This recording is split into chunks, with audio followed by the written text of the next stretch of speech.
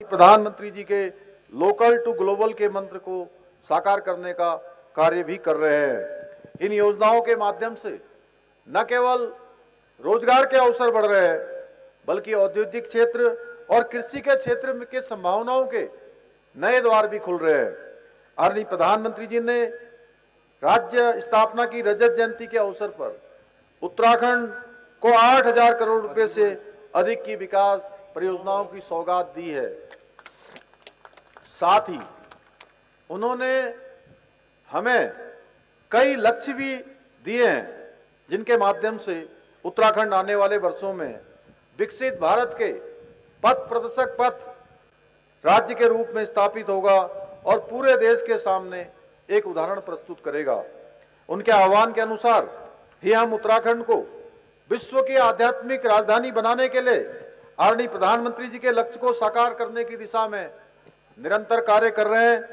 साथ ही हम केदारखंड और मानसखंड मंदिर माला मिशनों के द्वारा अपने प्राचीन मंदिरों के संरक्षण और संवर्धन सौंदर्यीकरण के लिए संकल्पित हैं। इतना ही नहीं, हम ऋषिकेश और हरिद्वार को योग और आध्यात्मिक केंद्रों के रूप में वैश्विक स्तर पर प्रमोट करने के उद्देश्य से योजनाबद्ध तरीके से कार्य कर रहे हैं।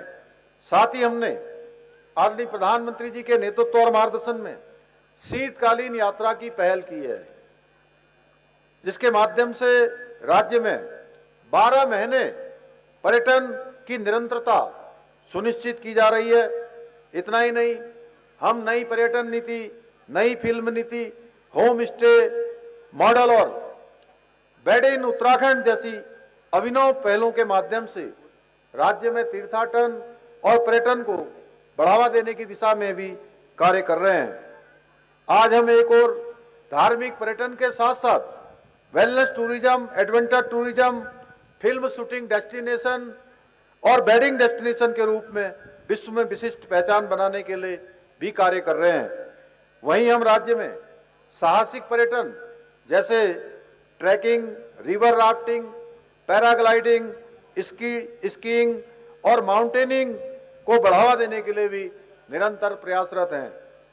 यही नहीं, हम प्रदेश में आयुर्वेदिक एवं प्राकृतिक चिकित्सा, योग और आध्यात्मिक पर्यटन को बढ़ावा देने के लिए गढ़वाल और कुमाऊं मंडलों में एक स्पिरिचुअल इकोनॉमिक जोन की स्थापना भी करने जा रहे हैं।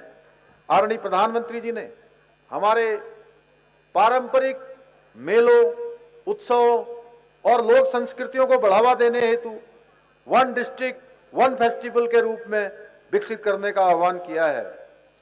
एक जिला एक मेला, यानी कि एक प्रमुख मेला जिसमें सभी लोग सम्मिलित हों, हर जिले में एक ऐसा फेस्टिवल हो, एक ऐसा महोत्सव हो। इसके लिए हम जल्द ही एक विशेष टास्क फोर्स बनाकर कार्य प्रारंभ करेंगे।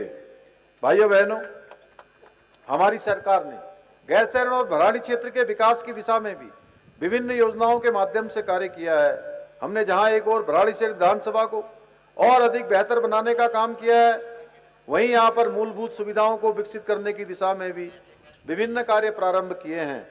मैंने स्वयं यहाँ के सारकोट गांव, जहाँ की बहनों ने अभी झुमेलों की अपनी यहाँ पर शानदार प्रस्तुति देकर सबका मन मोहने का काम किया है, ऐसे सारकोट गांव को गोद लेकर उसे एक आदर्श गांव के रूप में विकसित करने का संकल्प लिया था, जिस पर लगातार कार्य किया जा रहा है।